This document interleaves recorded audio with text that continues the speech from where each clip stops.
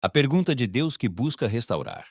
Ontem vimos como o pecado produziu vergonha e levou o ser humano a esconder-se da presença de Deus. Hoje avançamos no relato e ouvimos o que a Escritura declara em Gênesis capítulo 3, versículo 9, porque aqui se abre um momento decisivo na relação entre Deus e o ser humano. A palavra de Deus diz: "Mas o Senhor Deus chamou o homem e lhe perguntou: Onde estás?" Depois do pecado e depois do esconder-se, Deus chamou.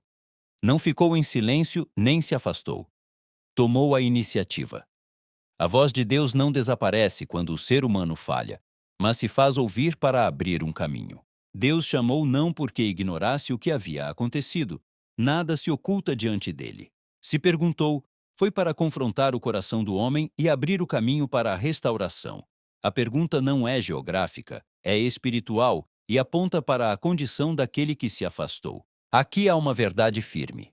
Esta é a primeira pergunta que Deus faz ao ser humano na Escritura, e não é uma pergunta de condenação, mas uma que abre a possibilidade de restauração.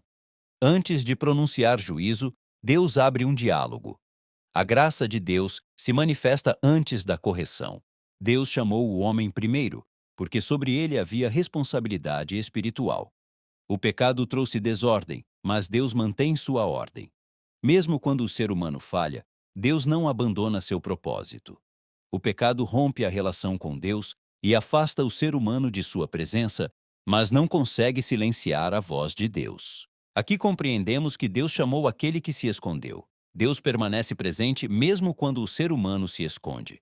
O propósito dessa pergunta não é humilhar, mas convidar a sair do esconderijo e voltar à comunhão com Deus. Hoje essa pergunta continua viva. Hoje Deus te pergunta: onde estás? Não para condenar, mas para restaurar. Porque o desejo de Deus não é o juízo, mas a restauração da relação com Ele. O eco da voz de Deus.